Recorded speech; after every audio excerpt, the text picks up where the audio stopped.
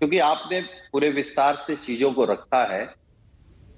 हम ये कहाँ कह रहे हैं कि सरकार सारी नौकरी दे सकती है, लेकिन सरकार वो नौकरी तो दे सकती है जो पद खाली है कि वो भी नहीं दे सकती।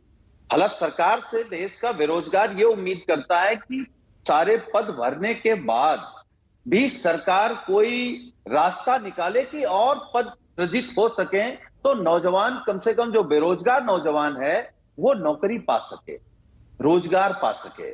और देखिए, आप कहीं मत जाइए, भारतीय जनता पार्टी के नेताओं के बयान, माननीय प्रधानमंत्री जी के बयान नौकरी रोजगार को लेकर के क्या है, और वही सरकार में है।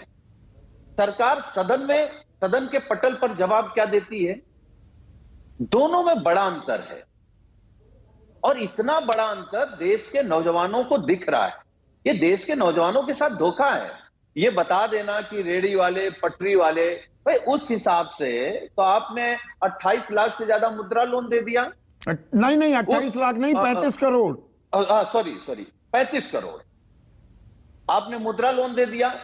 80 करोड़ लोगों को आपने राशन दे दिया। तो आपके हिसाब से तो कोई रोजगार पाने के लिए बचे ही नहीं इस देश में, बीजेपी के हिसाब से।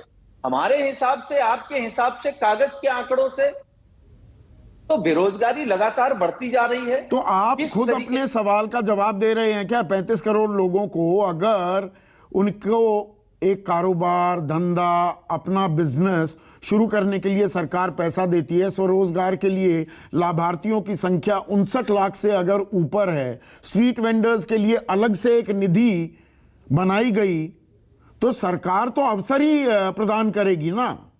नहीं, सरकार ये अवसर नहीं प्रदान कर रही है।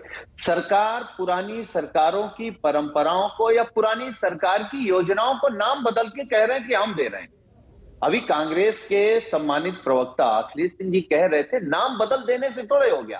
भाई इससे पहले भी तो लोन मिलता था। आप हम लोगों से ज्यादा अनुभवी हैं। क्या मोदी जी जब देश के प्रधानमंत्री बने उसके बाद से इस देश में लोन मिलना शुरू हुआ क्या? उससे पहले लोन नहीं मिलता था? देखिए, आज भारतीय जनता पार्टी ने ऐसा माहौल देश में खड़ा कर दिया है, एक नए तरीके का राष्ट्रवाद ले आए हैं। अभी थोड़े दिन में ये कहेंगे कि अगर आप बेरोजगार हो, लेकिन अगर आप आवाज नहीं उठाते हो तो आप राष्ट्रवादी हो, लेकिन अगर आप नौकरी के लिए, रोजगार के लिए आवाज उठा रहे हैं तो फिर आप देशद्रोही हैं, फिर तो आप सरकार के खिलाफ काम कर रहे हैं। तो आप किस तरीके का माहौल पैदा कर रहे हैं? हम तो उम्मीद करते हैं। अच्छा, आपने एक अच्छी बात कही, 2019 में नौकरी देने की संख्या बढ़ जाती है, 2024 में भी बढ़ने जा रही है।